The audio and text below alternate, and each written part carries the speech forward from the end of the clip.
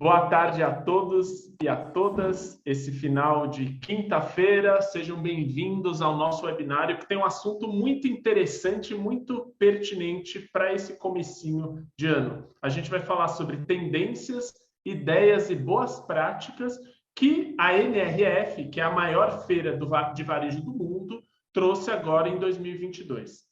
Por causa da pandemia, a NRF, assim como tantos eventos e atividades ao redor do mundo, também ficou sem acontecer havia 2 anos. Então, a edição que aconteceu agora em janeiro em Nova York trouxe muita coisa importante para o varejo. E para falar sobre isso, estão conosco 2 especialistas que estiveram lá na NRF em Nova York, em loco, conferindo tudo que há de tendências e novidades. Eu estou aqui com Bruno Busquet, que é presidente do Popeye Brasil. Também estou com Pablo Canano, que é diretor de negócios da Driven CX. Eles vão contar daqui a pouquinho tudo que eles viram lá na NRF. E também está conosco Kelly Carvalho, que é assessora técnica do Conselho de Economia Digital e Inovação da FEComércio São Paulo e que acompanha de perto tudo que é de ponta em questão em varejo. Esse evento foi pensado, como vocês que nos assistem sabem, exclusivamente para que vocês, além de atualizarem com o que há de mais moderno e mais novo no varejo, também façam perguntas sobre aqueles temas que são pertinentes para vocês e para as bases dos sindicatos que vocês presidem. Por isso, se alguém quiser fazer uma pergunta, é aquele esquema de sempre nosso. Mande o seu nome, a entidade que você representa e a sua pergunta no chat, que no momento apropriado eu vou dirigir essa pergunta aos especialistas que estão aqui conosco. E para começar, vamos começar com você, Kelly. Eu queria que você falasse um pouquinho sobre o quão importante é justamente acompanhar as tendências globais do varejo, mesmo que às vezes elas pareçam, e aqui eu coloco uma atenção, uma aspas gigantes, para pareçam tão longe da nossa realidade aqui no Brasil. Kelly, boa tarde. Boa tarde, Rodolfo. Boa tarde, Bruno. Boa tarde, Pablo. Boa tarde a todos que estão aqui nos acompanhando aqui nesse webinário. Esse é um tema extremamente importante para o varejo de uma forma em geral, porque assim como a gente observou durante a pandemia que as coisas se transformaram de uma forma muito rápida no ambiente empresarial, esse evento ele exatamente traz aí as tendências e por isso que é muito importante fazer esse acompanhamento. Quem lá atrás, antes da pandemia, imaginava, né, quem não estava no e-commerce, no digital ainda, imaginava fazer essa transformação digital, né? Então, muito mais do que pensarmos, quando a gente fala assim, numa realidade muito distante, às vezes quando a gente fala em tecnologias muito avançadas, principalmente para o pequeno varejista, mas a gente tem ali algumas tendências de mercado também, que é muito importante acompanhar, de forma aí com que o varejista, de uma forma em geral, ele consiga traçar as suas estratégias de mercado, acompanhando essas tendências, observando o que as outras empresas estão fazendo e tentando aí fazer uma adaptação aí no seu negócio. Claro que ficar somente, né, apagando incêndio, é claro que muitos dos empreendedores, principalmente no Brasil, aí, diante dessa crise que nós estamos passando, está ali no dia a dia, né? Mas para poder inovar, né, ter planos, conseguir evoluir, é importante ter conhecimento do que vem sendo aí, o que vem acontecendo no mundo, né? Então, tanto em termos de mudanças de hábitos de consumo, a integração dos canais offline e online, também a própria questão relacionada à sustentabilidade, diversidade, que foram assuntos amplamente tratados na NRF e que alguns pontos aí já vêm fazendo parte do dia a dia desses empreendedores. Então, basicamente é isso, é importante acompanhar o que está acontecendo, tanto em termos de tecnologia, como também em estratégias de negócios para aplicar aí diante dessa nova realidade que a gente tem daqui para frente. Só fazendo um adendo àquilo que ele disse, além dela ter feito um preâmbulo muito abrangente de tudo aquilo que a gente vivenciou nos últimos 2 anos, é o papel da FEComércio manter vocês e os empreendedores em geral de olho e atentos a essas tendências, porque como vocês viram, é de fundamental importância para os negócios e para os setores de vocês. E não dá para falar em varejo sem pensar na evolução do e-commerce durante a pandemia. A Kelly já falou um pouquinho disso, nem da digitalização, que a gente sabe no Brasil, muita gente foi forçada, né? Foi forçada a abraçar, a fazer rapidamente. Eu queria que vocês que estiveram lá na NRF falassem um pouquinho sobre as principais tendências num ponto que é muito importante, que é a experiência do cliente com e-commerce. Eu queria começar com você, Pablo. Boa tarde. Boa tarde a todos. Obrigado, Rodolfo, Kelly, FEComércio. É um prazer estar aqui para conversar com todos. Espero trazer um pouco da minha visão do que é o digital, o que foi visto na NRF, para apoiar, principalmente nas decisões de negócio que todos vão tomar daqui para frente. E o que a gente percebeu, né, como foi falado pela Kelly, no ano passado a gente teve uma transformação digital forçada, né? O consumidor ficou impedido de sair de casa e o canal digital se tornou o canal que ele poderia, né, se comunicar com o varejo, né, com as compras, consumir, desde alimentos, remédios, bens de consumo em geral. Então, essa transformação digital aconteceu muito por conta do Covid, ela foi acelerada. Muitos dos nossos clientes, o canal digital representava 5 a 10%, né, de representatividade. E teve um salto, né, de 20 a 25% de penetração do canal digital em 3, 4 meses. Operações precisaram ser aceleradas para entender o funcionamento desse mercado, a logística teve que ser repensada, estrutura de tecnologia. Então, a gente precisou realmente mudar a visão da companhia para poder atender esse novo consumidor. E isso não volta mais atrás. É claro, com a redução da pandemia no final, a partir do meio do ano passado, né, a gente teve um retorno do consumidor à loja física. E um dado que surgiu na NRF é que 83% dos consumidores, independente da idade, gostam de ir à loja física para experimentar o produto, para ter contato com as marcas, para conhecer novos lançamentos. É uma experiência que isso não vai acabar, né? Por outro lado, né, acho que uma tendência que, para mim, é muito importante, que eu acho que é do mundo prático, que veio para ficar, né, e não tem tanto a ver com a tecnologia em si, mas como o mundo do trabalho mudou, é que 100% de todas as pessoas na pesquisa que a WD Partner fez não vão retornar mais ao trabalho 5 dias por semana, né? 25% vão trabalhar 2 dias, 63% vão trabalhar 4 dias, mas 100% não vão retornar mais à jornada de 5 dias no trabalho. E o que isso muda, né? Isso muda a relação da pessoa com a cidade. E a partir do momento que ela trafega menos pela cidade, ela passa a consumir mais localmente, ela passa a precisar que as coisas sejam entregues para ela em menos tempo, né? Então, outra coisa que mudou, que é padrão de mercado, né, independente da sua idade e da sua relação com o comércio eletrônico, é a percepção que o varejo ele não tem um canal online, um canal offline, ele tem a marca atendendo a você e você precisa que essa marca te atenda bem na loja física, te atenda bem no espaço digital e te veja como um só consumidor, não um consumidor interagindo em diferentes canais.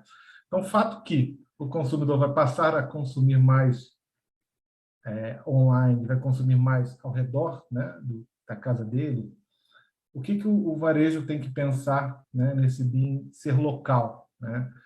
Pequenas lojas, né, os grandes varejistas vão investir em pequenas lojas na região. Faz mais sentido hoje, em vez de abrir uma grande loja âncora num shopping, abrir diversas espalhadas pela cidade, principalmente pela questão da integração do digital. Um ponto que é extremamente importante é avançar o seu estoque para reduzir o tempo de entrega. Essa comodidade que o consumidor se acostumou a receber o produto em casa no mesmo dia, ela está mudando para receber em 15 minutos. Isso foi uma revolução forçada pelo Covid e também pela eficiência de empresas como o Rappi e o iFood, que entregam na sua casa muito melhor que qualquer operação logística que existia no passado. Então, essa sensação de urgência, ela pode ser minimizada, além de reduzir custos operacionais, quando o varejista avança o estoque dele, quase como uma dark store dentro dessa loja local, para atender o consumidor final. E aí entra um outro ponto, né? Tudo vai se apoiar e tudo vai trazer reforço para todos os canais. Por exemplo, quando você abre a sua loja local, você aumenta assim, na hora 20% da taxa de conversão do e-commerce naquela região, porque você ganha segurança, você cria uma possibilidade do consumidor ir até a loja fazer o pick-up in store, né? Um dado extremamente importante que eu vi foi que a Best Buy, 40% dos pedidos dela estão retirados em loja. Então, imagina que quando você chega na loja para fazer o pick-up in store, se você tem diversas lojas menores espalhadas pela cidade, você agiliza o processo de logística e, inclusive, você tem a possibilidade de aumentar seu ticket médio, porque você vai atender o cliente quando entrar no pick-up store de uma forma encantadora para vender mais para ele. Aí, para resumir, passar para o Bruno, eu acho que a grande lição da NRF e a visão, eu vou para o mercado americano para conhecer o que está acontecendo no digital commerce há mais de 6 anos, né? Desde quando tinha o IRC e o Shop.org, é que há 6, 5 anos atrás a gente tinha um gap entre Brasil e Estados Unidos de quase 3, 4 anos, o que era visto lá demorava a chegar no mercado brasileiro. E eu tive a sensação que os desafios são diferentes, as crises são diferentes que o varejo americano está passando, mas em tecnologia, em experiência de compra, eu acho que o Brasil está muito próximo do que a gente consegue ver já nos Estados Unidos. E o grande farol para se olhar agora é o que está acontecendo no Oriente, né? Acho que o Oriente é que deu o passo mais longo na digitalização também. Olha, primeiro, muito obrigado pelo convite. É muito bom estar aqui com todos vocês, poder compartilhar os conhecimentos que nós temos e também fazer com que a gente divida essa experiência com o Pablo, Kelly, Rodolfo e todos vocês aí, pessoas de negócio que querem incrementar o negócio e, principalmente, adquirir conhecimento, sabe? Conhecimento não ocupa espaço e a gente troca isso, a gente sempre melhora e evolui de alguma maneira. Vamos lá. Rodolfo, eu queria só fazer uma correção, tá? A NRF não é a maior feira de varejo do mundo. A maior feira de varejo do mundo é a Euroshop, que acontece de 3 em 3 anos. 3 em 3 anos. E ela realmente comporta ali bastante gente, bastante tecnologia e tal. A NRF é a maior feira de varejo dos Estados Unidos, por causa da federação, e com certeza absoluta é a melhor de conteúdo que direciona o mundo inteiro para o que acontece no mercado americano e acaba pingando no resto do mundo. Isso é muito importante falar dessa maneira, Rodolfo, porque, como o Pablo falou, dependendo do modelo de negócio, do tipo de negócio, vale muito mais a pena você olhar para outros lugares do que só o norte-americano. Então, ter essa visão mais aberta, tá? Depois do Pablo é difícil de falar, né? Porque o cara, além do e-commerce, começou a falar sobre varejo de vizinhança e tal. Isso é muito importante. Mas, assim, é muito importante também entender que esse consumidor vive a experiência todas as horas do seu dia. Não importa o ponto de interação que ele está, se é no e-commerce, se é na loja. Ele fala, o Pablo citou o exemplo que está funcionando muito nos Estados Unidos e que é uma tendência global, que é o pick-up, mas no sentido que é o e-commerce através do mobile. Enquanto eu estou na rua, enquanto eu estou em outro tipo de estabelecimento, enquanto eu sou impactado por uma comunicação na rua, vendo esse modelo de jornada, né? Esse modelo de jornada para a interação. E a NRF tocou muito nesse ponto. Não importa esse ponto de interação, isso é fato, mas esse ponto de interação, esse consumidor, esse cliente que você tem na vizinhança, ou seja, no e-commerce, ele quer uma experiência fluida, a partir da expectativa dele. Isso é importante dizer. Suprir as expectativas desse cliente, suprir as expectativas do seu cliente, seja que tipo de negócio você tenha. Você trabalhando e suprindo essas expectativas dele, você acha que você consegue concatenar todos os seus objetivos de negócio. O que eu acho que todos nós estamos acompanhando e devemos fazer é se relacionar com o cliente, analisar as tendências e experiências que fazem sentido para cada tipo de modelo de negócio. A NRF sempre vai trazer novidades, sempre vai trazer tendências, mas tendências não são verdades. Isso é muito importante dizer também. Trazer para a realidade de um Brasil continental, um Brasil que não é só São Paulo, um Brasil que não é só o Rappi, um Brasil que tem muitos outros aplicativos pelo interior de São Paulo, por exemplo, que dominam muito mais do que o iFood e que sabem muito bem se relacionar com aquela percepção de experiência e expectativa daquela região. É muito importante entender que a gente deve alinhar primeiro a toda essa organização, porque as tendências direcionam. Mas o Pablo também falou, a Kelly falou sobre a correria para o e-commerce por causa da pandemia. Eu costumo falar, gente, que houve uma esquizofrenia, porque foi-se com tanta fome que não se pensou quem era o melhor modelo, como fazer, como se relacionar, quais eram as melhores plataformas, se eu iria para um marketplace, se eu construiria a minha, se eu criaria uma equipe independente, como é que eu ia trabalhar a logística. Então, alinhar a organização nesse pensamento em competência, controle e custos é muito importante. Para aí sim começar a transformar essa jornada de relacionamento através das tendências. Até complementando, né, Bruno? Desculpa, Rodolfo. Até complementando aqui o que o Bruno comentou, e é extremamente importante, né? Essa questão, quando a gente fala de pensar como aplicar, né, aquele modelo que está sendo falado como tendência, né? A realidade brasileira é muito diferente, claro.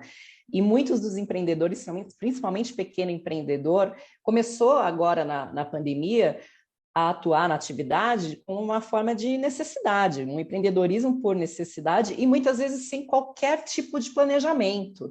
Eu acho que a gente tem que também lembrar, além das tendências que ocorrem, né, que a gente observa mundialmente, aquela questão do dia a dia. Então, assim, empreender por necessidade, o empreendedor partiu ali para o digital, agora qual é o momento, né, de identificar quais são essas oportunidades, qual a melhor forma de atender esse novo consumidor. Durante a pandemia, nós tivemos aí cerca de 13 milhões de novos consumidores, né, comprando online, né? Então, é importante que esse empreendedor agora, ele se atente também, claro, observando o que vem acontecendo lá fora, mas se atente a essa questão do planejamento, porque uma falta de planejamento, falta de conhecer o seu consumidor, conhecer os seus concorrentes, conhecer os seus fornecedores, isso aí pode implicar levar essas empresas aí a encerrarem as suas atividades num curto espaço de tempo. Então, é muito importante se atentar a isso. Então, além dessas tendências, focar também na sua lição de casa.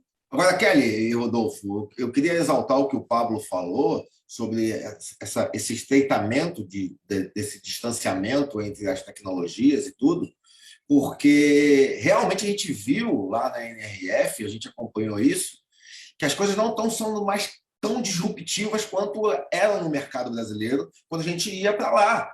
E a gente está falando de 17, 18, 19, 20, que foi a última que o Pablo foi. Eu fui em 19.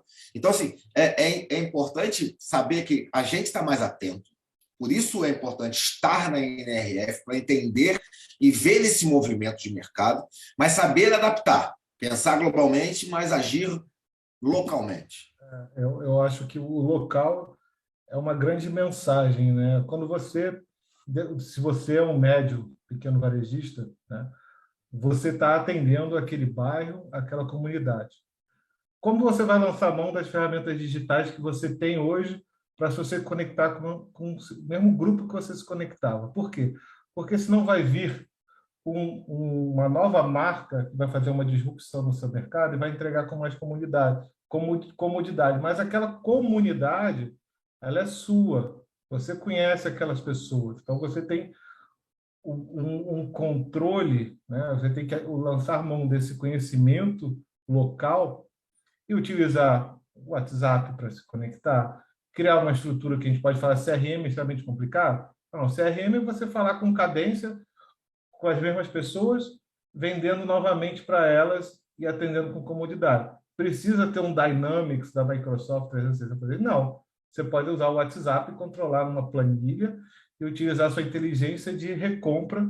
Você conhece aquele cliente e atender digitalmente, que é o que a gente sempre fala na Driven. O digital ele é uma camada que separa você do consumidor. Ela não precisa ser, você não precisa usar a camada mais de ponta, mas você precisa saber usar o digital para se conectar com esse consumidor, porque ele vai se conectar com você, ele vai se conectar com um concorrente de fora, que aprendeu a chegar no seu bairro com uma dark store, né?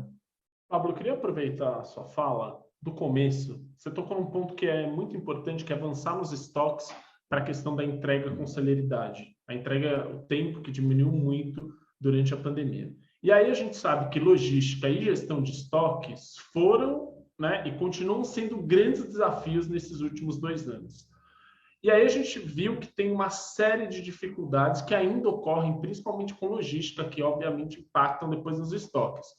As dificuldades nesses aspectos, agora falando globalmente, né, Pablo, devem melhorar em breve? O que a NRF trouxe a esse respeito? Tem algum insight? Se a gente for olhar o que foi dito na NRF sobre essa questão, né? Hoje, o mercado americano no varejo passa por 3 desafios, né? O primeiro desafio é a questão inflacionária, né?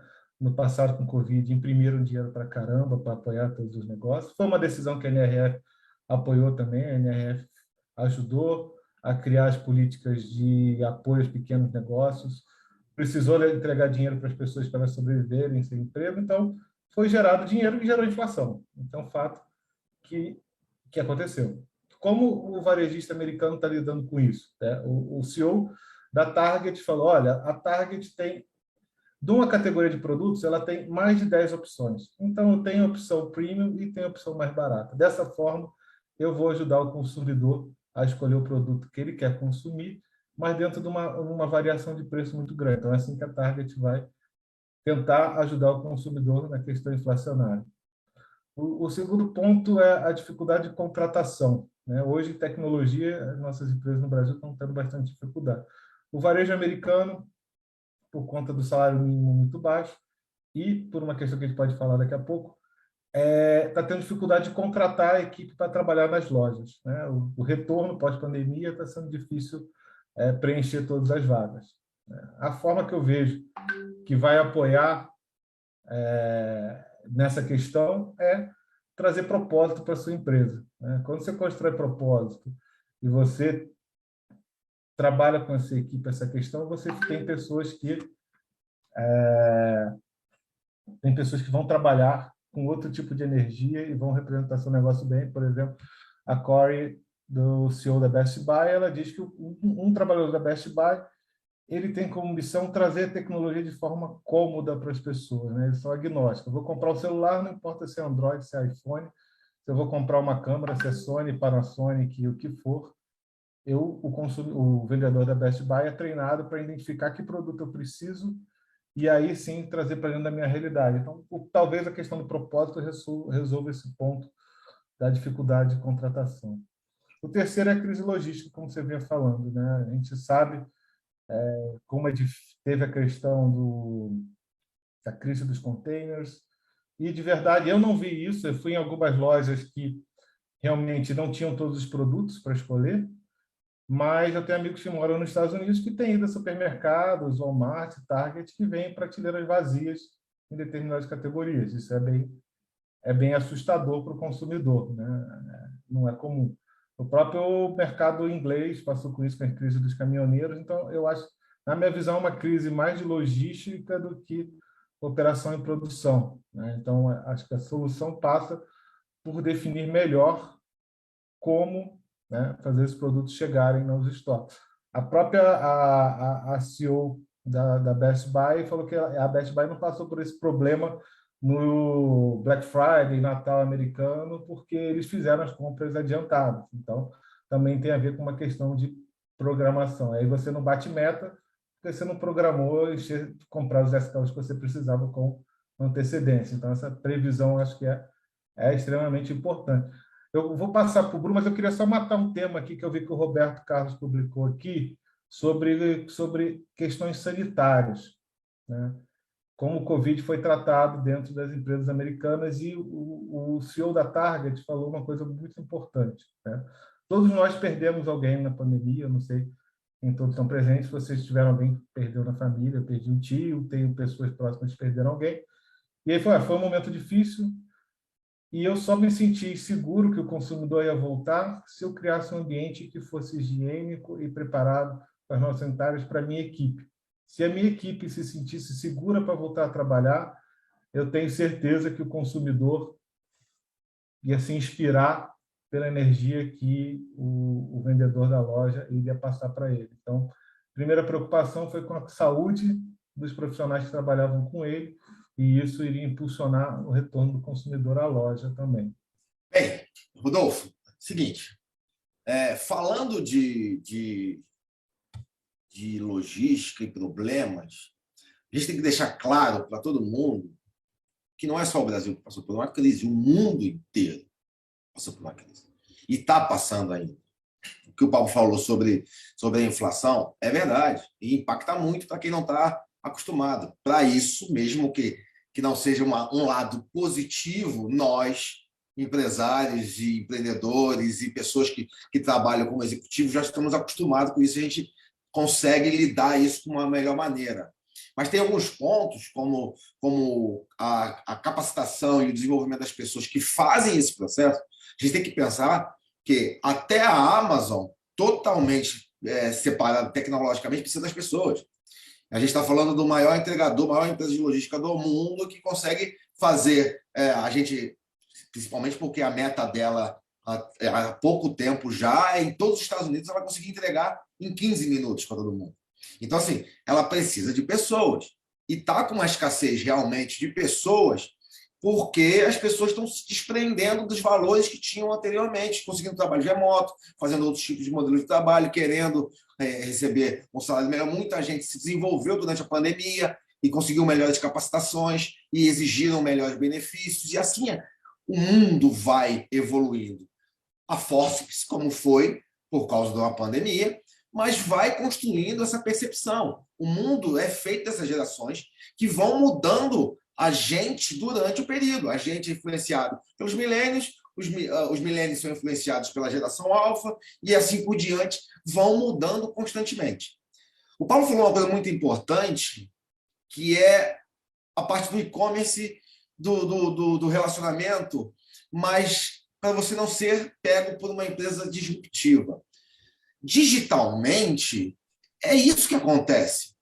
A gente está falando de uma omnicanalidade, um relacionamento do varejo físico por si só, mas isso só aconteceu porque empresas disruptivas entenderam a experiência e a expectativa desse cliente, criaram alternativas para ele, e aí os grandes tiveram que se movimentar nesse sentido.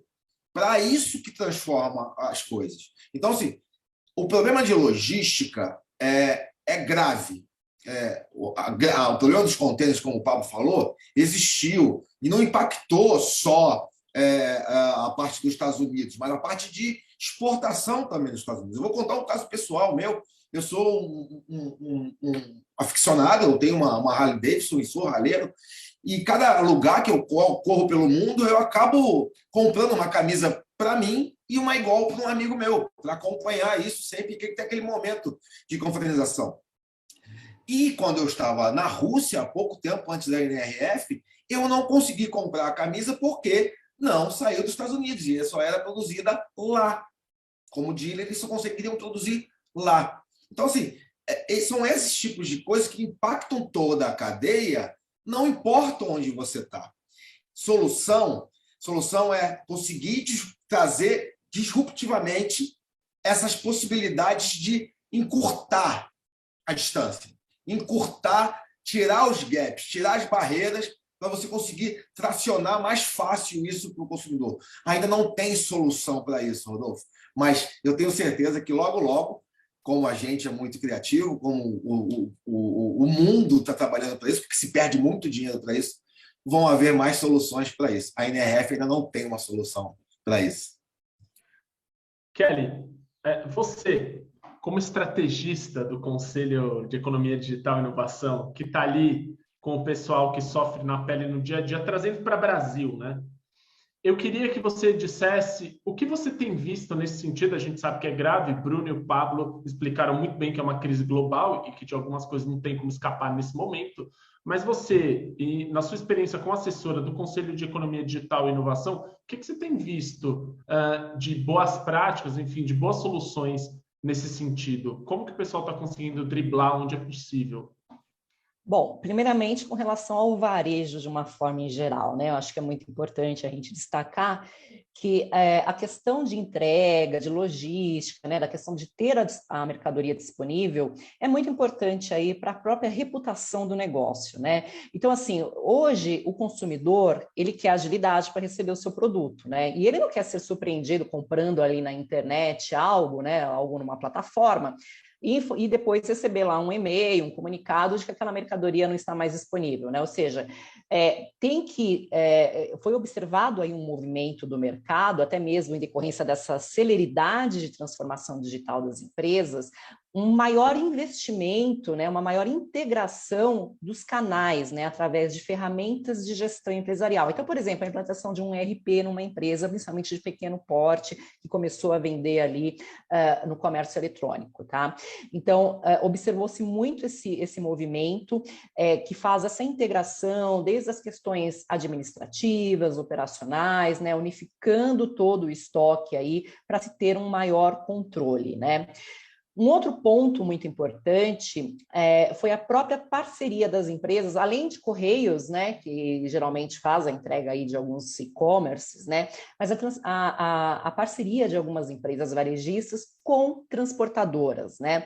Então, esse foi um ponto aí muito importante para reduzir até mesmo o prazo de entrega. Porque muitos consumidores, às vezes, também tem um outro ponto muito importante, desistem de adquirir uma mercadoria no e-commerce porque o prazo de entrega é maior. Só que, por outro lado, também, ao oferecer esse lojista, o estabelecimento comercial ou e-commerce, enfim, oferecer mais opções aí de entrega, né, para esse consumidor, muitas das vezes podem até estar mais dispostos a pagar um pouco mais para atender, para receber o seu produto antes em casa, na comodidade da sua casa, e fazer girar aí o negócio dessa empresa. Então, isso é um ponto que é muito, muito relevante. E também para quem atuou aqui através de aplicativos de entrega, das transportadoras, diante da pandemia, essas empresas de logística, elas tiveram aí um amplo trabalho no que diz respeito à conscientização dos seus colaboradores nos cuidados relacionados aí à questão do contágio do Covid-19. Então, a FEComércio, inclusive, junto com outras entidades, desenvolveu ali um guia de boas práticas para esses entregadores terem todos os cuidados para efetuar aí a entrega para o consumidor final. Tanto a questão dos cuidados com o uso da máscara, o uso do álcool em gel, medidas de distanciamento, enfim, todas essas questões também foram muito acompanhadas aí por essas empresas, né? Uma outra figura que surgiu durante essa pandemia, que muitos empreendedores, claro, não tiveram condições de montar o seu próprio e-commerce, então partiram ali para os marketplaces. E muitos desses marketplaces, hoje, eles oferecem ali um serviço como se fosse um hub de logística, né? Que ele armazena a mercadoria, faz o controle de estoques, a entrega, o rastreamento dessas mercadorias. Então, por exemplo, no estado de São Paulo, tem algumas plataformas que hoje o consumidor compra do e-commerce e recebe no mesmo dia ou no dia seguinte. Tá? Então, essa foi uma realidade encontrada, né, no dia a dia das empresas brasileiras, diante aí desse cenário de pandemia. E aí, por outro lado, e aí é um assunto que vem sendo muito abordado pelo Conselho de Economia Digital e Inovação da Federação do Comércio, que é a própria questão que está relacionada à advocacy, a proposta para melhorar a burocracia, reduzir a burocracia aí no processo de logística.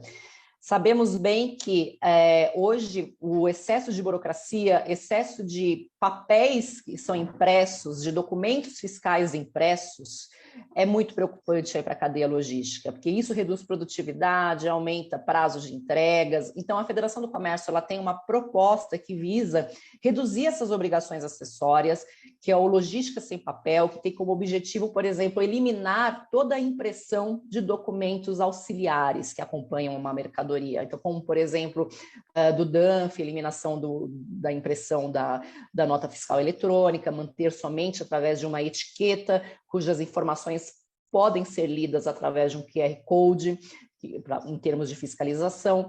Então, vem sendo todo feito um trabalho que essas empresas, claro, considerando ainda o que o próprio Bruno, Pablo aqui mencionaram, né, as dificuldades que nós temos mundiais em termos de capacitação, containers, falta de componentes eletrônicos, que tiveram aí um grande impacto, né, para as empresas de logística e para o e-commerce de uma forma em geral, aqui internamente no mercado, superando um pouco essas questões que impactaram muito o ambiente de negócios, essas empresas buscaram aqui, então, melhorar as suas operações. Então, através de uma implantação de um programa de ERP, operadores logísticos, conscientizando os seus fornecedores, e nós, como FEComércio, estamos aqui atuando para desburocratizar e agilizar essa entrega através do Logística Sem Papel. Muito legal essa iniciativa do Logística Sem Papel, o Kelly. E eu queria só reforçar, Rodolfo, porque durante a pandemia faltou papelão para fabricar caixa para entregar. Assim, é surreal, mas é a verdade. E qualquer um que trabalhe aqui com logística ou trabalhe como fornecedor para criar essa indústria e poder fazer caixa, sabe o quanto cresceu o valor do papel. E aí é que a gente vai, daqui a pouco, falar sobre ESG, a gente vai falar sobre também essa ligação com a comunidade, com os fornecedores. Marketplace é ótimo, é excelente. Eu duvido que muitos dos lojistas que estão no Mercado Livre iam ter acesso à quantidade de vendas que eles têm hoje, e principalmente a uma logística no mesmo dia. Ia ser impossível. Foi excelente na pandemia, mas também tem o seu lado ruim. O maior ativo que uma loja pode ter é o seu contato com o consumidor. E quando você vende via Marketplace, você sabe para quem você está vendendo, mas aquele consumidor não é seu. O ativo principal, que é o e-mail. Você olhar, quais são as empresas mais valorizadas do mundo? Google, Facebook, o que elas têm de maior ativo? A venda de publicidade e comunicação através de saber quem você é. A partir do momento que você abre mão de saber para quem você está vendendo, você dificilmente vai vender de novo para aquele consumidor. Não estou dizendo que Marketplace é ruim, o Marketplace é excelente, é um canal de venda estupendo, mas não pode ser feito sem pensar também em paralelo um trabalho de construção de marca, construção de base de CRM, de relacionamento com o consumidor, e tem N ferramentas digitais que podem apoiar, e principalmente hoje no mundo, 30% dos pedidos feitos na China hoje são feitos via live commerce. O que te impede hoje de fazer uma live e falar sobre os seus produtos, falar sobre o conteúdo que você domina e aí gerar engajamento com a sua marca? Exatamente, é uma consolidação, né, Pablo? Eu falo assim, que são vários canais ali que o empreendedor ele pode se utilizar, mas, claro, é muito importante que ele trabalhe nessa questão no seu dia a dia, né? Que eu acho que é uma questão que foi muito tratada também na NRF, é que o consumidor ele quer um tratamento mais humanizado, né? Então, assim, é importante então, que esse empresário, claro, esteja no marketplace, esteja numa rede social, mas ele tenha uma maior proximidade com o seu consumidor, né? Tenha um canal de contato mais próximo e esteja... Quando a gente fala assim, o e-commerce está crescendo muito, vai acabar o varejo físico? Não vai acabar o varejo físico, porque muitos consumidores ainda preferem, claro, comprar no varejo, quer pegar a mercadoria, quer ter o contato com a mercadoria, quer ter a experiência dentro da loja, né? Eu acho que isso é muito importante. Então, é diversificar os canais de vendas, né? Acho que essa é a questão do momento. É saber se relacionar. Se você sabe se relacionar, você traz a expectativa desse teu cliente. Você consegue isso. E aí tá, sim, onde ele precisar. Rodolfo, eu queria... a gente não está deixando o Rodolfo falar, nem Kelly, nem Pablo, mas a gente está deixando falar. Mas eu queria abrir a atenção aqui da galera, cara. Pode provocar aqui, o Christian escreveu aqui no chat, que eu adoro ser provocado. Provoca mesmo, pergunta. Cara, a gente está aqui para tirar dúvida, falar, debater, discutir temas. Eu acho que é importantíssimo isso. Por mim, Rodolfo, eu ficaria aqui 2, 3 horas. Eu sei que não pode, então toque em frente aí. O Christian falou um dado super importante, né? Hoje a conversão no e-commerce Se você tem muita maturidade, você é excelente, você vai converter 2%. Que significa que 100 pessoas que entram, 98 não compram, né? É um número muito expressivo. O que fazer com essas 98, né? Como impactar elas, saber quem elas são?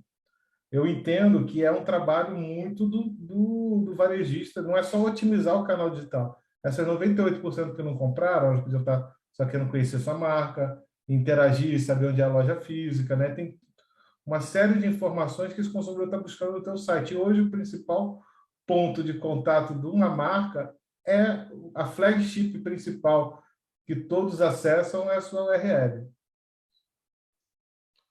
Boa tarde. Será que eu posso fazer uma breve interlocução, Rodolfo? Por favor, Álvaro. É o seguinte, só para dizer que o comércio é gente vendendo para gente. É muito estranho o comércio, a máquina comprar, a máquina não é gente, a máquina atua por gente. Então, eu acho que nós temos que pensar que a pandemia acelerou um processo de modernização de canais, mas, ao mesmo tempo, ela está trazendo uma necessidade imensa de contato, né? Da empresa, dos profissionais da empresa do varejo com o seu consumidor. Isso não pode se perder. A hora que isso se perder, o varejo desaparece como um canal. É assim que eu enxergo. Desculpe a minha fala. Mas você está certíssimo. Então, a Amazon, só existe a Amazon no mundo em pouco tempo, né? E não é isso que vai acontecer. As pessoas precisam ver outras pessoas, precisam apertar a mão, precisam olhar olho no olho, precisam pegar no produto, precisam saber onde trocar, saber com quem gritar quando der problema, ter um lugar para reclamar, sabe? E ter um lugar para elogiar e tomar um café também. É por isso que eu usei o termo, né? Ter o atendimento humanizado, né? Porque ser muito robotizado, né? Isso, apesar de, né, ser uma tendência que todo mundo fala, né? Mas não, a gente identifica assim que tem que ter um atendimento humanizado, mais próximo desse consumidor, bem como o Pablo mencionou, é aperto de mão, é olho no olho, conversar, apresentar o seu produto, estar ali no dia a dia, ouvir o cliente, ouvir as necessidades do cliente. Essa é uma forma de se manter um relacionamento. Então, por isso que a gente fala muito, claro, o canal de venda através de um marketplace, uma rede social, é importante, sim, é uma forma de diversificar a sua forma de vender, mas isso não vai acabar com o varejo físico, que tem aí a sua predominância no mercado. Eu queria só até reforçar aqui, sem querer tomar muito tempo, nós temos uma pesquisa da Federação do Comércio, que é a pesquisa que trata do comércio eletrônico, né? E mesmo diante da pandemia, a gente faz assim um comparativo, tá? Pegando ali o total do faturamento, né, do varejo físico Estado de São Paulo e comparando com a proporção das vendas do comércio eletrônico pela nossa pesquisa Estado de São Paulo, antes da pandemia, o varejo online representava 3% do total do varejo físico, em termos de faturamento. E mesmo com todo esse processo de aceleração de vendas, de diversificação de canais, né, o máximo que chegou ali em termos de representatividade de faturamento do varejo físico chegou ali a torno de 6%. Ou seja, a gente observa o quão importante é vender através do estabelecimento físico e quão importante é se manter esse relacionamento. Kelly, eu queria falar uma coisa sobre essa discussão sobre abertura de porta ou fechamento de porta, porque, assim, o papo aqui é NRF. Então, vamos lá. Em 99, gente, 99, quando o e-commerce começou a bombar nos Estados Unidos e entender, a gente tem um grande historiador aqui, que é o Pablo, tá, gente? Então, assim, vocês podem entrar em contato com ele, que ele vai contar todas as histórias possíveis sobre a digitalização no mundo. Mas, assim, em 99, começou a falar o que será do varejo físico. 20 anos depois, eu não estava em 99, tá, gente? Eu tenho só 43 anos. Mas, assim, 20 anos depois, em 2019, eu estava lá, e aí o discurso e agora? Vai fechar realmente? Vai? Porque os números e e o apocalipse digital, o apocalipse digital viria com tudo. E, na verdade, o que a gente enxerga disso, e todos, a gente não deve deixar isso de lado, óbvio, mais uma vez, isso vem através da disrupção e do comportamento desse seu cliente, do comportamento das gerações que vão mudando, mas que a loja física sempre vai ser fundamental. Por quê? Porque ela é tudo que se relaciona com o cliente através de todas as comunicações. É o ponto de segurança. O Pablo falou, aumenta mais a recorrência e o volume de vendas porque abriu naquela vizinhança a própria loja. Então, essa discussão do varejo físico é pauta para não existir mais. Não pode. A gente tem que falar de comércio, e seja lá da maneira que a gente vai se relacionar com ele.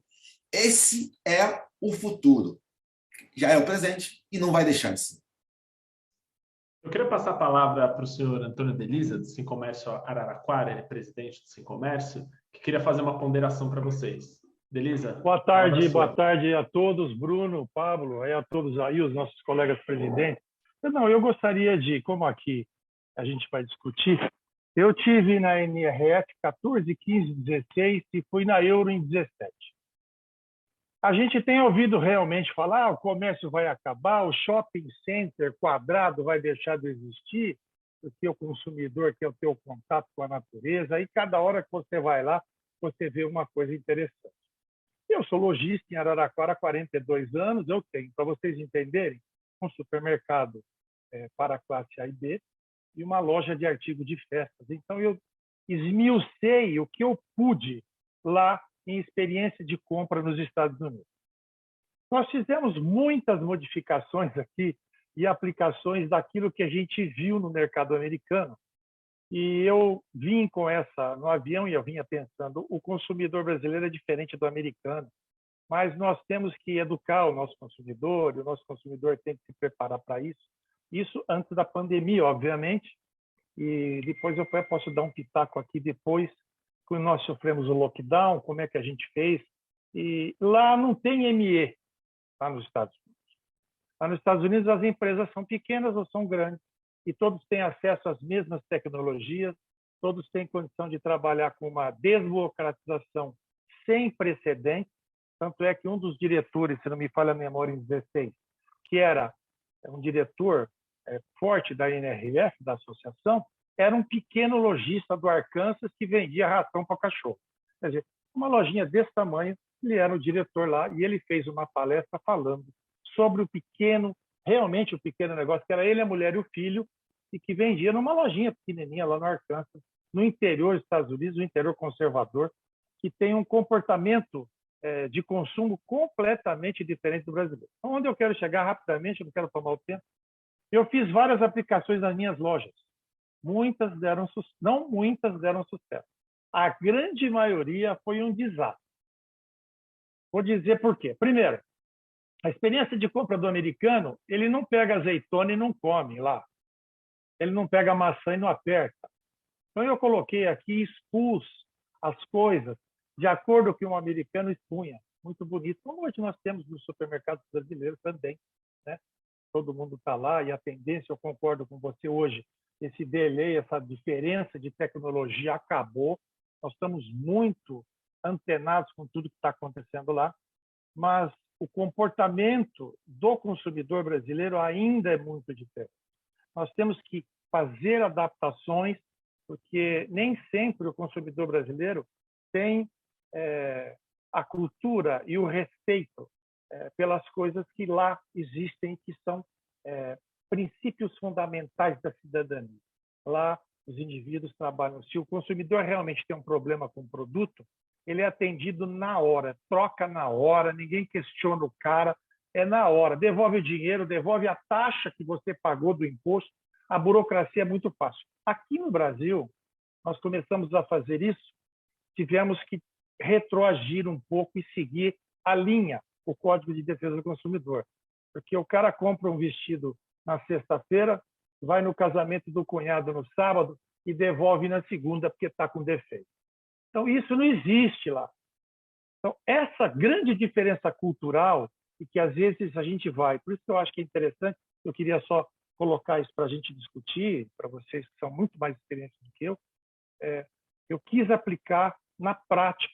Algumas coisas funcionaram bem, outras eu tive que retroagir, né?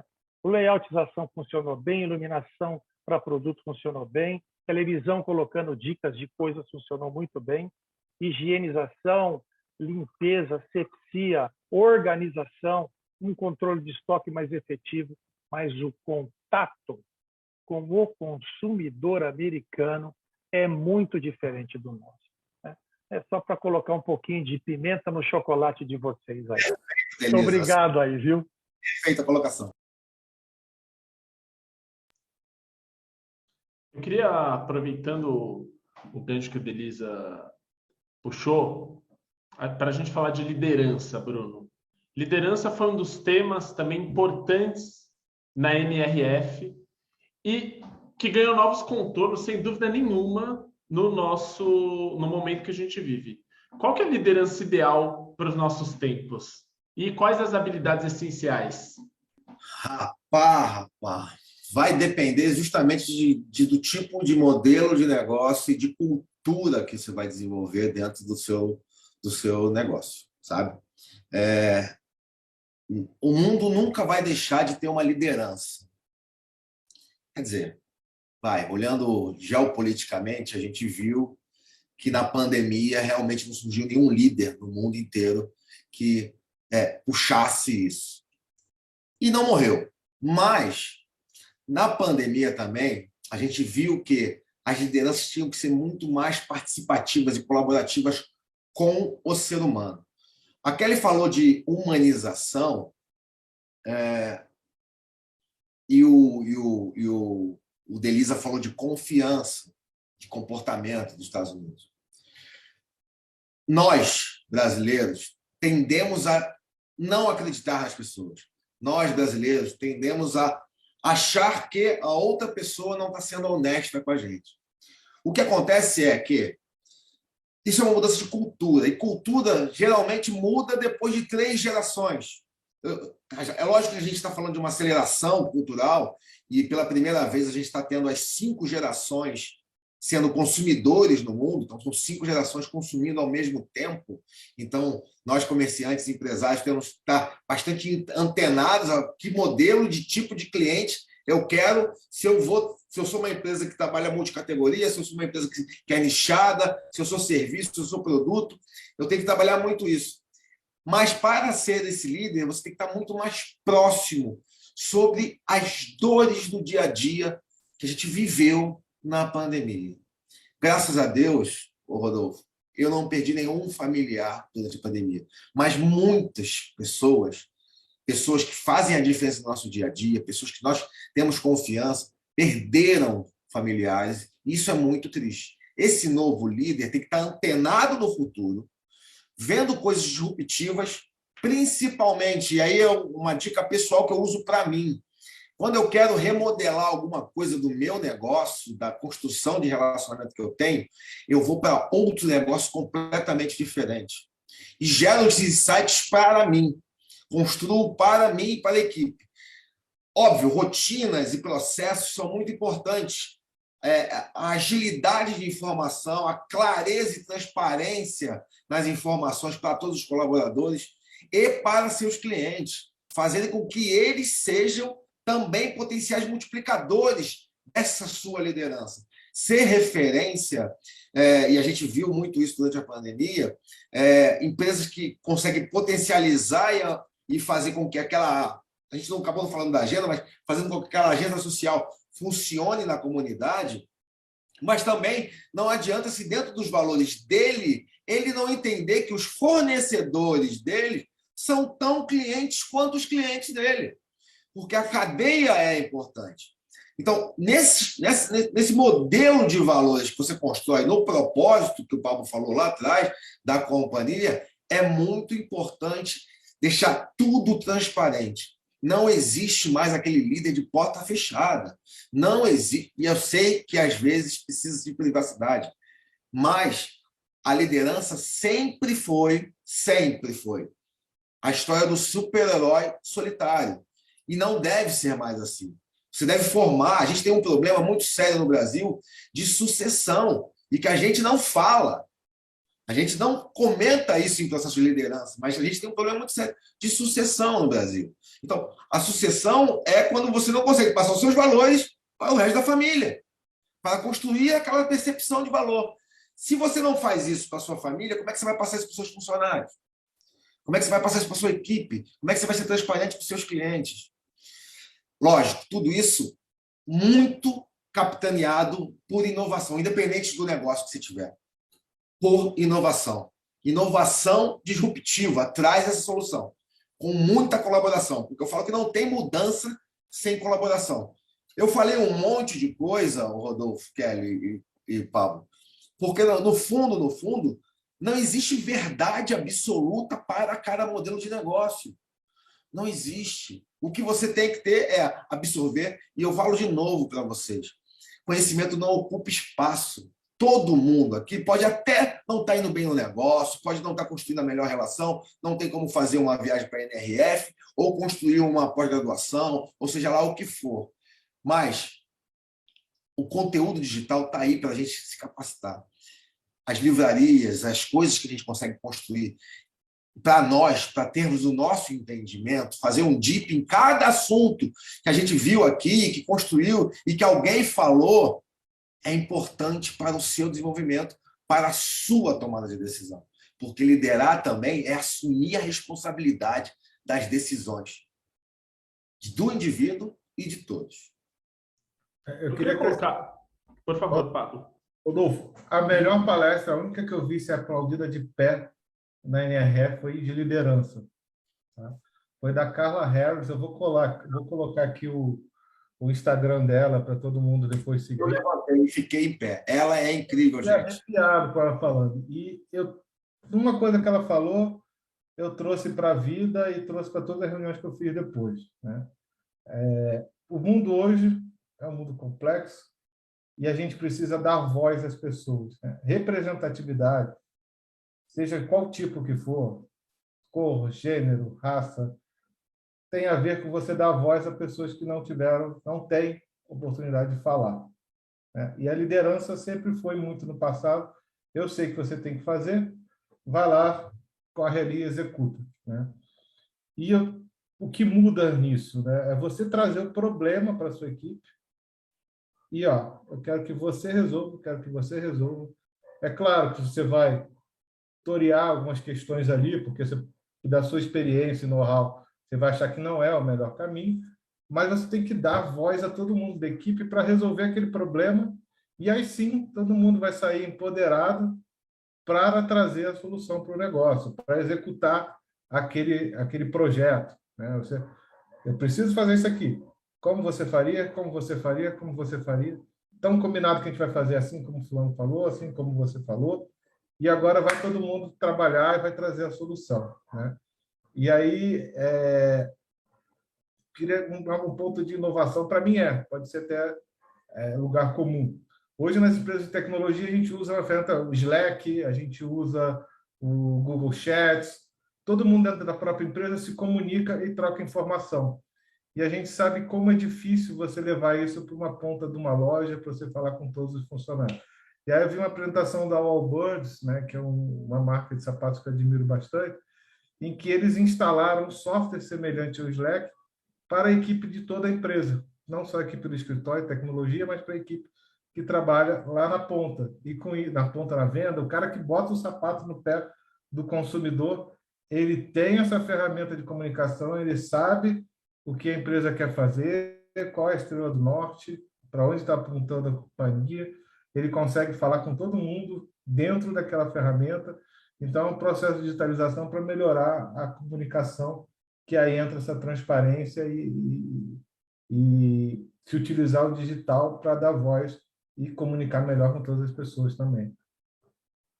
Pablo, eu queria aproveitar a tua fala para rapidamente, tem mais duas perguntas. Uma delas, você falou em a gente dar voz, eu queria fazer a pergunta da Mercedes Mosquera, que nos pergunta o seguinte, acho que tem a ver com essa sua fala. Como humanizar o digital? É possível ou não? Quais as ferramentas disponíveis para o pequeno e médio varejo nesse caminho? Aí ela pergunta, a loja física é experiência ou relacionamento? E a tecnologia esbarra na cultura? Pergunta complexa, longa, a gente tem pouquinho tempo, mas acho que vale a pena explorá-la, Pablo. Eu vou tentar responder aqui da forma mais simples possível, né? A maior tecnologia que a gente tem, e sempre vai ter, é a fala, e o mais importante é saber como se comunicar com as pessoas. E o digital é só uma interface que leva essa voz de um lugar para o outro, né? Você pegar telefone, o que o telefone é? Onde acontece a conversa do telefone? Eu falo com o Bruno, ligo para ele está na casa dele, eu estou na minha, mas tem uma ferramenta que conecta a gente, e a gente está se falando ali. E qualquer ferramenta digital vai ser semelhante ao telefone, né? Só está levando as vozes para outros lugares, às vezes num momento que não é síncrono no mesmo momento, mas é que depois eu escuto e respondo. Então, não tem como trabalhar a tecnologia sem humanização. Quem gosta aqui de falar com robô, chat, telefone, clique zero aqui. Não entendi o que você quis dizer. Não funciona. É frustrante. Só grandes empresas utilizam e todo mundo está lá no Reclame Aqui. Ninguém consegue resolver os problemas desse jeito. Só quando alguém atende e avança. Então, como humanizar o digital, tem que ser humanizado. O que você vai ter, em vez de um telefone, você tem um site que carrega mensagem, que desce pedido, você vai ter uma ferramenta de chat, você vai ter o WhatsApp, você vai ter um e-mail, mas sempre vai ter alguém para responder aquilo ali por trás, né? E quais são as ferramentas? Acho que hoje a mais simples de todas é o WhatsApp. E você vai ter alguns scripts que vão automatizar algumas coisas para você ganhar escala? Vai. Mas você tem que ter o humano, você tem que treinar as pessoas. Não adianta você dar a ferramenta na mão de uma pessoa não treinada. O Omnichannel é incrível. O consumidor quer essa experiência sem fricção, mas se você não tiver treinamento dentro da loja, acabou a sua experiência Omnichannel. E eu falo dos projetos que eu participei de Omnichannel, a parte mais difícil de implantar é a loja para devolver quantidade de estoque, entregar o produto, né? Eu fiz o projeto de tal da Imaginário, né? E aí, num dia das Mães, deixei para comprar um presente em cima da hora, usei o digital para pesquisar o produto, aí fui lá na loja física para comprar, aproveitei para perguntar, pô, mas o que vocês acham do site de vocês? Eles, é uma droga, só rouba pedido. E não é isso. Na verdade, eu fui comprar lá só por causa do site, porque eu descobri o produto e não achei que ia chegar a tempo. Então, é treinamento. Eu sei que a gente tem um ecossistema complicadíssimo de franqueado, loja própria, micro e pequenos empresários, e a gente tem que entender que o digital é só uma conexão de ponta a ponta que passa por meio de um computador. Mas do lado de uma tela tem uma pessoa, do outro lado da tela tem outra pessoa, e vai ser assim para funcionar bem feito. Eu queria só falar um ponto sobre a Mercedes. Mercedes, parabéns pela pergunta, tá? O Pablo, mais uma vez, para mim, ele é um professor, tá? Assim, humanizar o digital, tem várias maneiras de humanizar o digital. Se a gente fala de live commerce, você está humanizando o digital. Se você fala de voice commerce, você está humanizando o digital. Porque você trabalha com tecnologia humana ali através da performance e a inteligência artificial vai adaptando aquilo. E sim, é possível. É possível, sim. Mas, mais uma vez, eu volto. Talvez eu seja o cara mais publicitário, mais agnóstico que exista. Porque eu não consigo pensar em comunicação sem pensar em resultado, sem pensar em trazer o retorno desse investimento para o cliente. Então, assim, fazer com que você pense que o live commerce, no primeiro momento, vai alavancar todas as suas vendas e vai salvar você do buraco? Não, não vai. Fazer com que o voice commerce resolva as soluções tuas de quebra ou de logística ou de relacionamento com o cliente? Não vai. E isso tudo porque tem que ser adaptada a toda uma omnigestão. A gente fala muito de omnicanalidade, mas não se fala de omnigestão. E isso é uma dificuldade muito grande. É uma dificuldade muito grande. Por todas as burocracias que a Kelly falou, por todos os problemas logísticos e de processo que o Pablo falou. Então, assim, aí você pergunta também, a loja física é experiência e relacionamento? no fundo, tudo é relacionamento. No fundo, qualquer ponto de interação que você tenha, seja no mobile, seja numa interação ao out of home, que é aquela placa estática que fica nas ruas, ou seja na sua loja física, é relacionamento. Para isso você tem que humanizar, você tem que ser digital também, você tem que fazer a experiência, você tem que fazer isso tudo para que você se relacione com o seu cliente. E aí você pergunta, tecnologia esbarra na cultura? Eu queria entender, talvez por um bate-papo, se você quiser entrar comigo em rede social, não tem problema, pode perguntar lá também, Mercedes, mas esbarra na cultura da empresa ou na cultura de comportamento do seu consumidor, na cultura da geração, na cultura disso? Então, depende muito de como você adequa esse modelo de pergunta. E, o Rodolfo, o Paulo César aqui tem um tópico, porque foi principal de tudo, e que o Pablo é fantástico nisso, que é o metaverso. É isso que eu ia introduzir a conversa agora para a gente fechar. Pablo, já que você é especialista nisso, denominado pelo Bruno, vamos conversar com você. O Paulo César Garcia Lopes, do Sincovarp, diz assim: o metaverso foi muito discutido na NRF. Como ele afetará o varejo das pequenas empresas? Eu vou começar com uma frase uma letra de uma música do Você não gosta de mim, mas a sua filha gosta, né? É do Chico Buarque. Não o nome dele agora. Me ajuda aí, Bruno. Chico Buarque.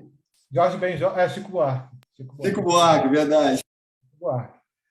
O metaverso, a gente pode não acreditar, pode não gostar, mas todo mundo aqui deve ter um filho adolescente, um filho menor de 15 anos, que já gastou dinheiro, já pegou na sua carteira aí para comprar um skin, ou comprar acesso ao Roblox, ou comprar algum ativo digital, né?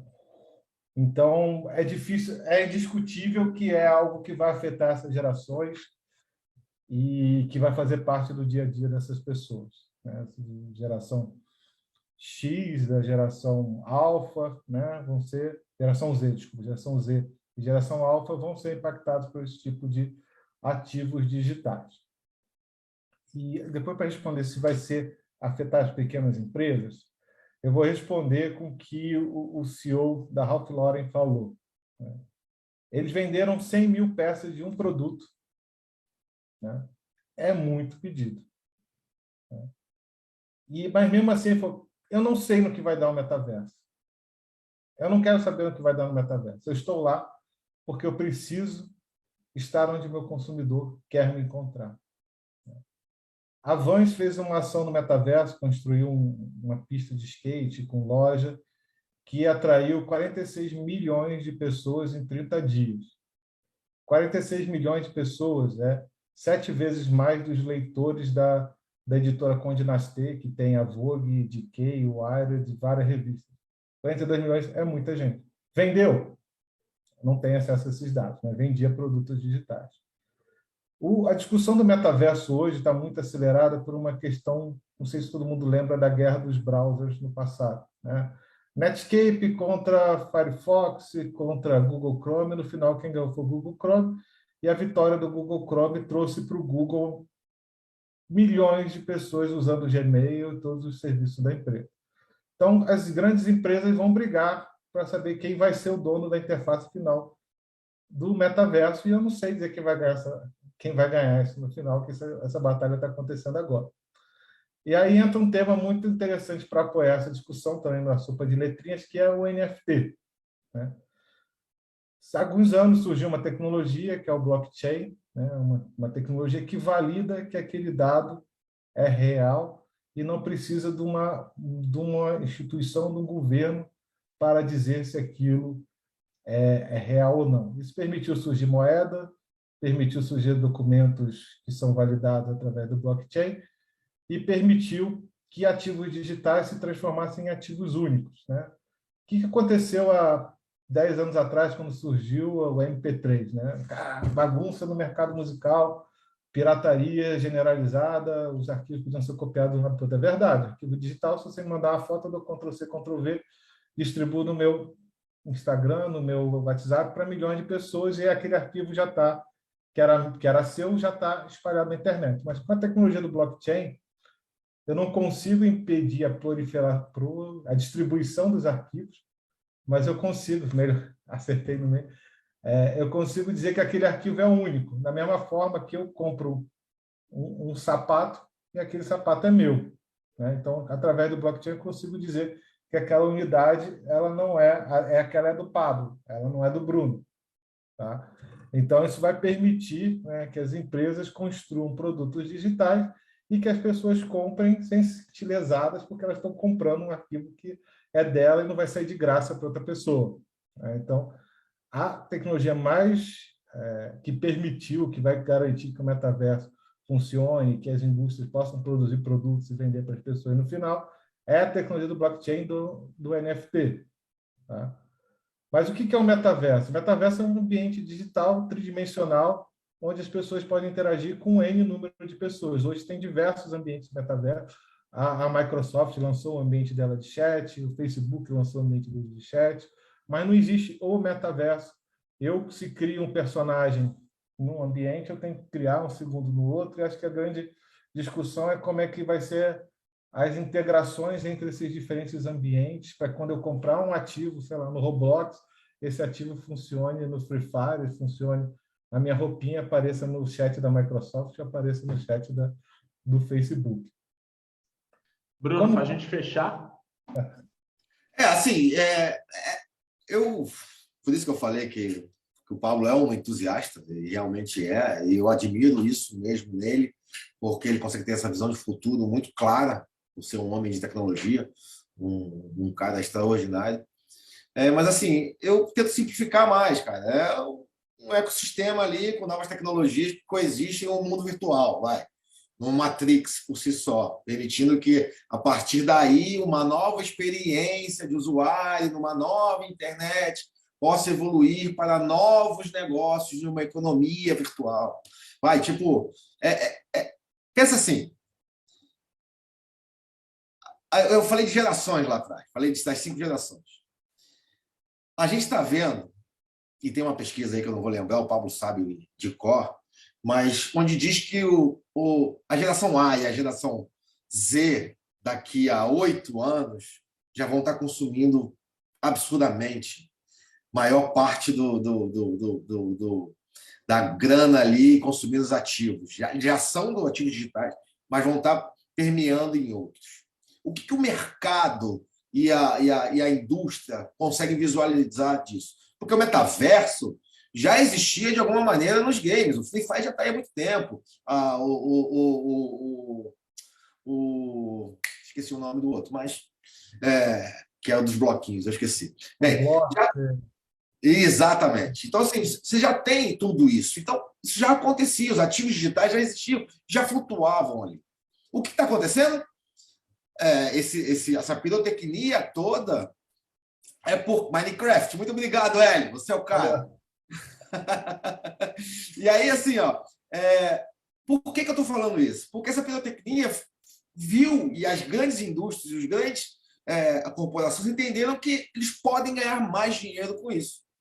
Não é à toa que o Zuckerberg, como o Pablo mesmo falou, quer ficar à frente disso. A Meta está lançando ali toda o óculos de realidade virtual e está se associando a um monte de empresa para capitanear. Ela quer ser o Chrome, como o Pablo falou, daquela briga lá atrás com o Netscape, com o Firefox e assim por diante. Ela quer ser, porque ela entende que no futuro próximo vai. Mas o que é a realidade para agora? Porque, se eu não me engano, deixa eu olhar a pergunta aqui de novo, isso vai impactar as pequenas empresas, como é que é? Pequenas empresas. Você não vai conseguir fazer nada, porque ainda não está palpável. Assim, não está palpável para você, Paulo. Não está, não consegue. Então, assim, vai ter que debruçar muito ainda, entender como é que é. O pequeno empresário ainda tem dificuldade ainda em processos autorais dentro da companhia, e que é importante para ele conseguir, porque é margem, contribuição, custo, toda a parte administrativa, toda a parte de logística, de vendas, de remuneração, de governança, porque a gente tem um calcanhar de Aquiles um calcanhar de Aquiles incrível no Brasil de governança. Então, assim, a gente não sabe se relacionar, não sabe como ter essa postura. Muitas empresas, elas conseguem não diferenciar o que é PJ e o que é PF. Então, assim, existe muita coisa a estar, e eu acho acho não, tenho certeza, Rodolfo, Pablo, Kelly e todo mundo que está aqui. Não vamos colocar o carro na frente dos bois, não vamos atirar no escuro, porque isso é experiência ruim para o nosso cliente. E ele, junto com seus funcionários, é o principal ativo que você tem. Pablo, Bruno, Kelly, queria agradecer muitíssimo a presença de vocês aqui hoje. Acho que foi muitíssimo enriquecedor. Pena que a gente não tem mais tempo, porque com certeza teremos assunto para muito mais. A vocês que estão conosco até agora, também muito obrigado e até mais eventos como esse. Boa tarde para todo mundo. Bom final de semana.